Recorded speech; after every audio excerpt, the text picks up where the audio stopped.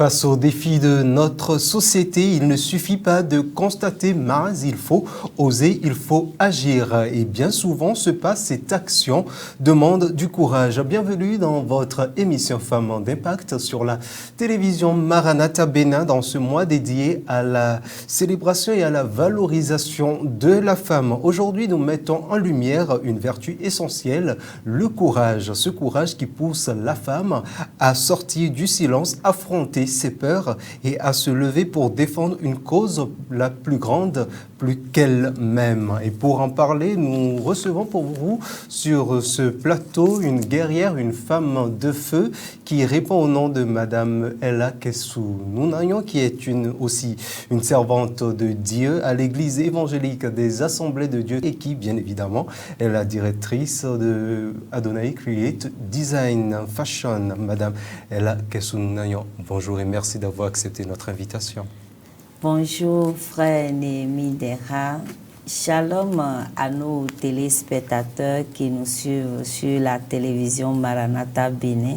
Nous saluons de passage la première personnalité de cette maison, le directeur Gervais Sosoupé. Très bien, merci beaucoup à vous. Alors, nous allons démarrer par cette question déjà à l'image d'Esther, une femme ordinaire devenue instrument extraordinaire entre les mains de Dieu. Nous découvrons que le courage n'est pas réservé seulement à une élite. Et comme Esther, que nous enseigne ce courage aujourd'hui?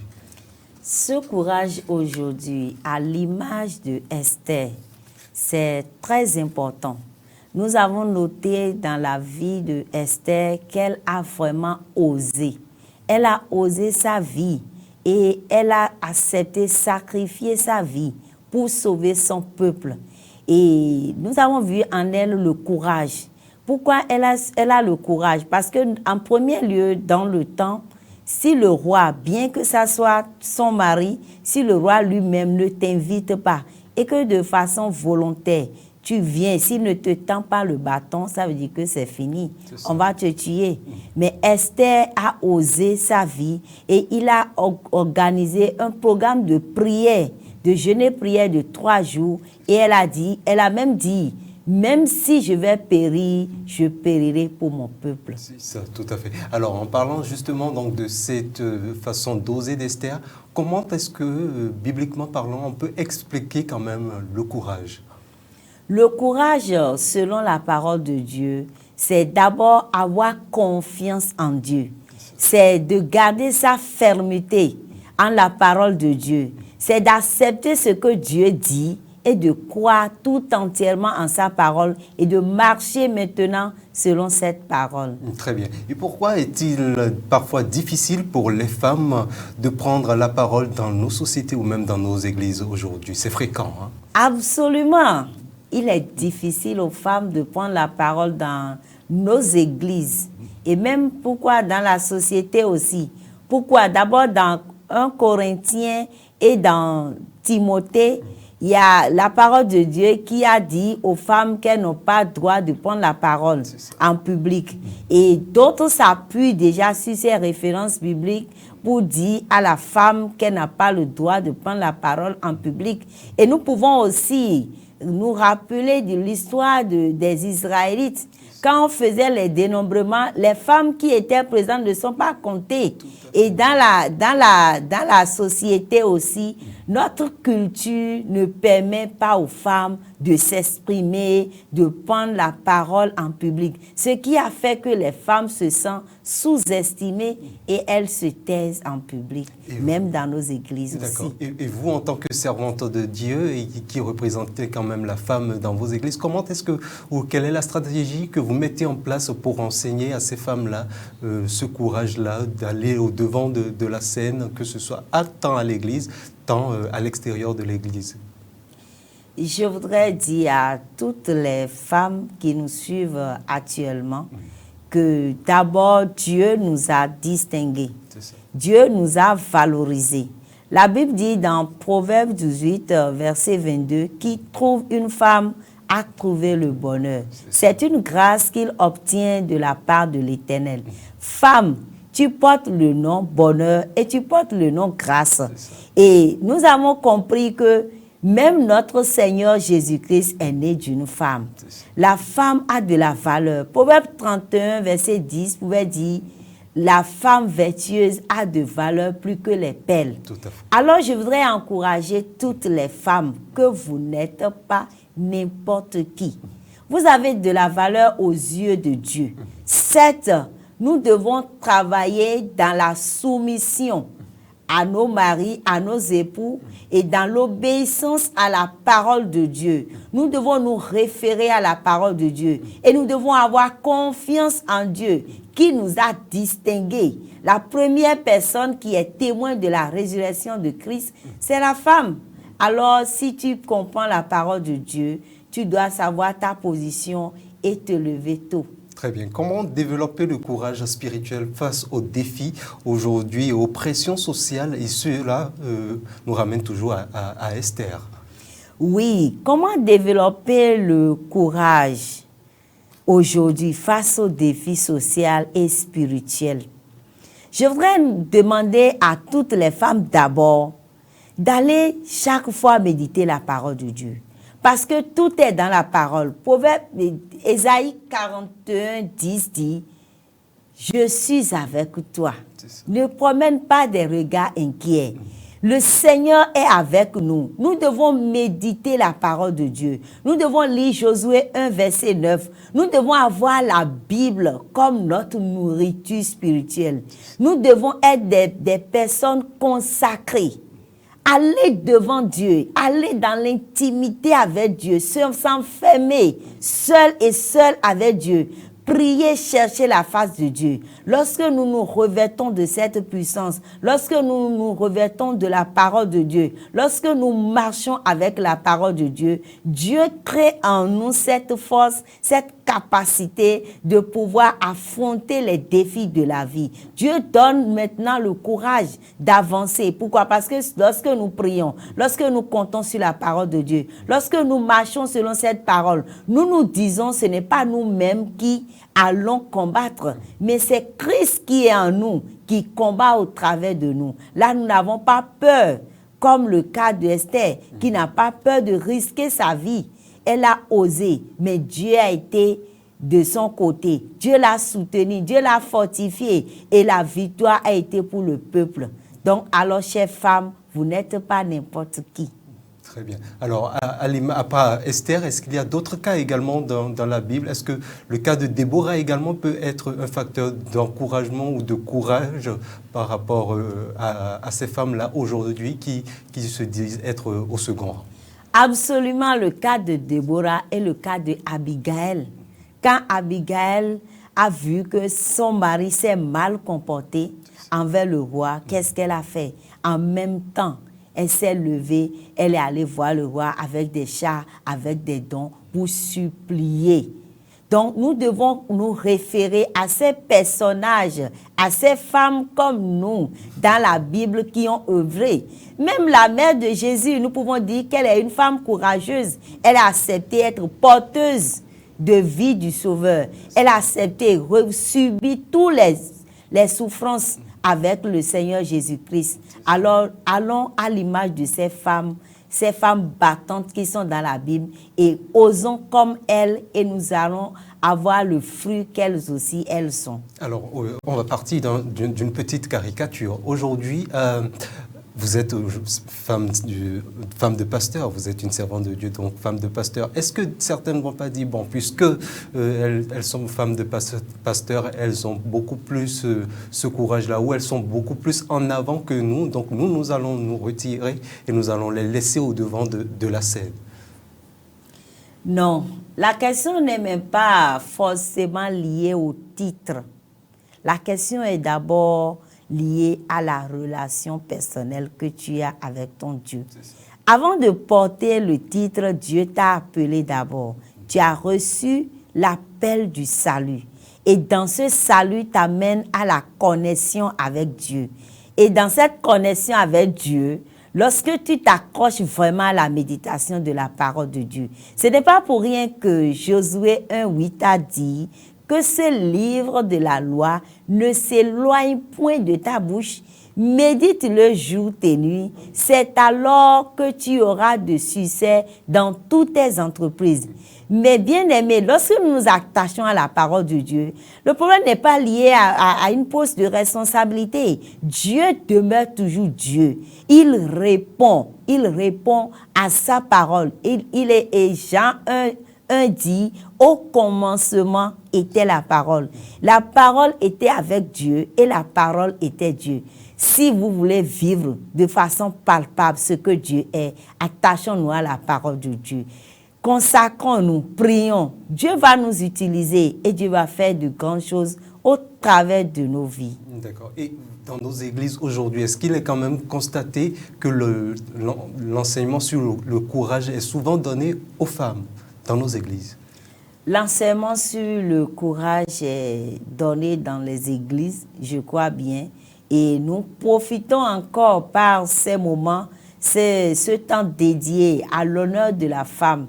Et nous voulons dire à toutes les femmes, vous êtes des personnes braves. Vous êtes des personnes braves parce que c'est par vous que l'être humain, tout être humain sur cette terre est venu.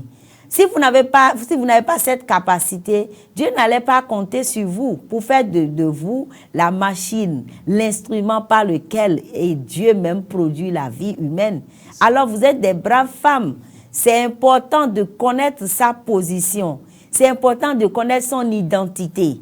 Et chères femmes, lorsque vous nous suivez aujourd'hui par la télévision Maranatha Bénin, c'est pour que Dieu profite par ces moments pour vous rehausser, pour vous donner la force, pour vous donner le courage.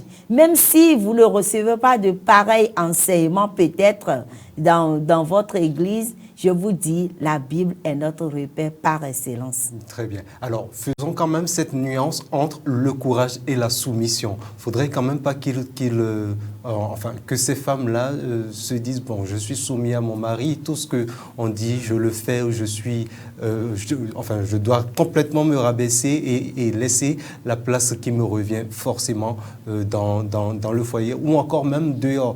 Donc, il faudrait également faire cette nuance entre le courage et la soumission, parce que je pense que c'est deux choses quand même différentes et deux aspects opposés.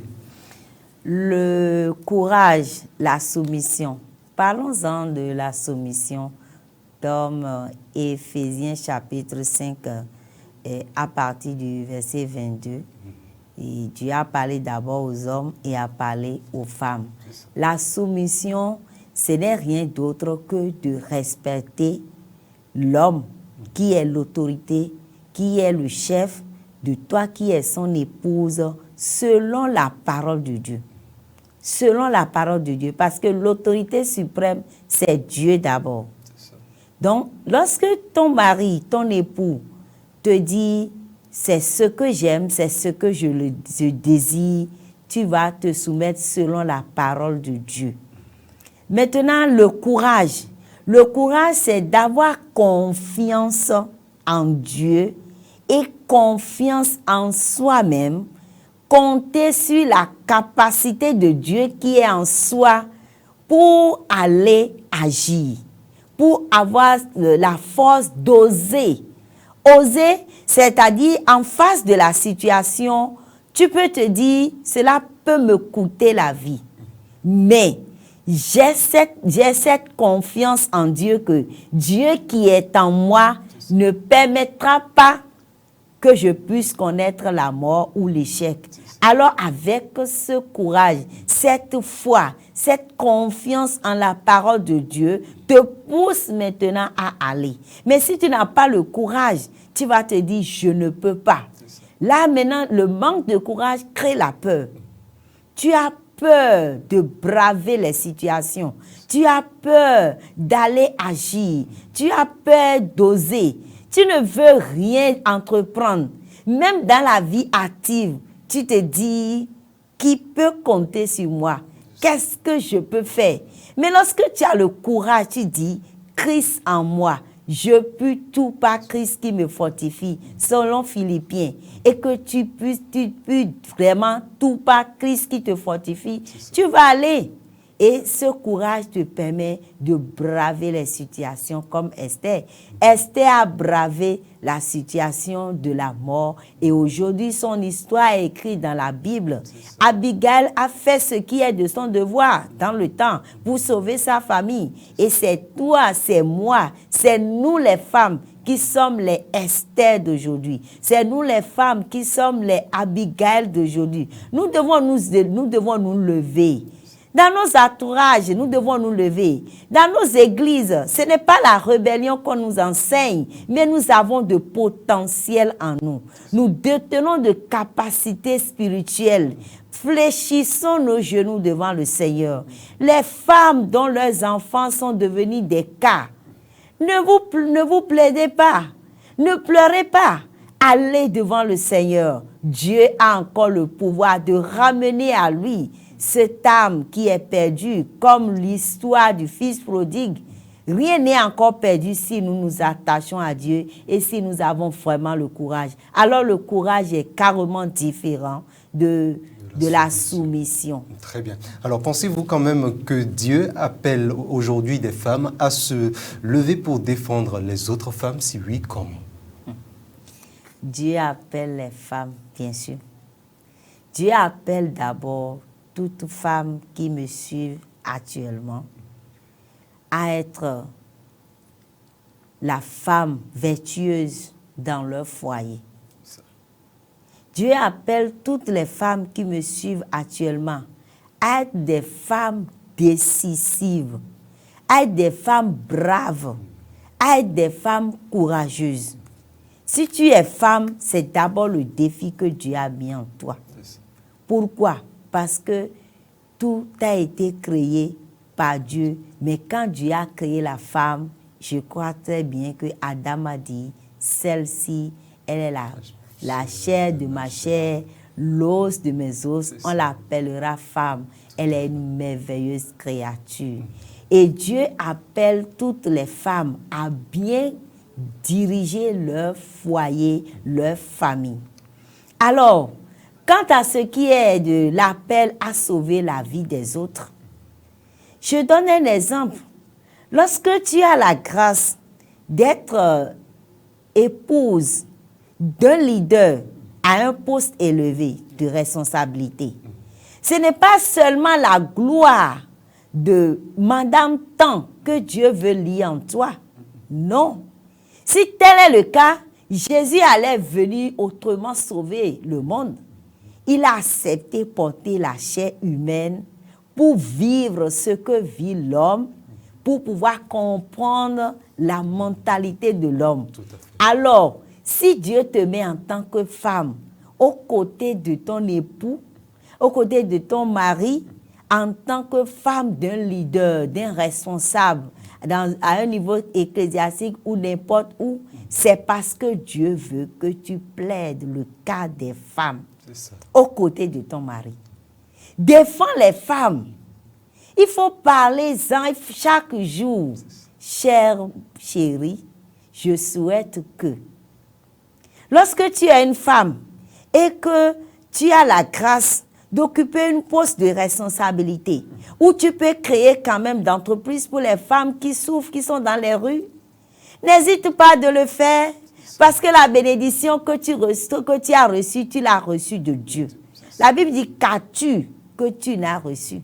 Et si tu l'as reçu, pourquoi tu vas t'enorgueillir avec ça? Si Dieu te donne la grâce d'être à une position élevée, chère femme, c'est pour que tu puisses accompagner celles qui sont encore à la traîne. Et celles qui sont autour de toi. Celles qui sont encore à la traîne, qui sont autour de toi, c'est pour que tu ailles les sauver.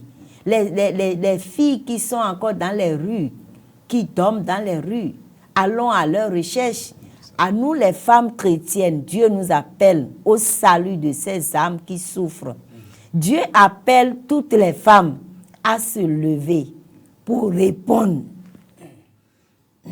Oui, allez-y, ça veut... Pour répondre au salut de l'humanité. Parce que nous sommes la première personne qui a porté l'évangile de la résurrection de Christ. D'accord, très bien. Alors, vous avez aussi cet appel, vous avez également cet appel aussi sur votre vie, d'aider ces femmes-là autour de vous, d'aller à la rencontre de...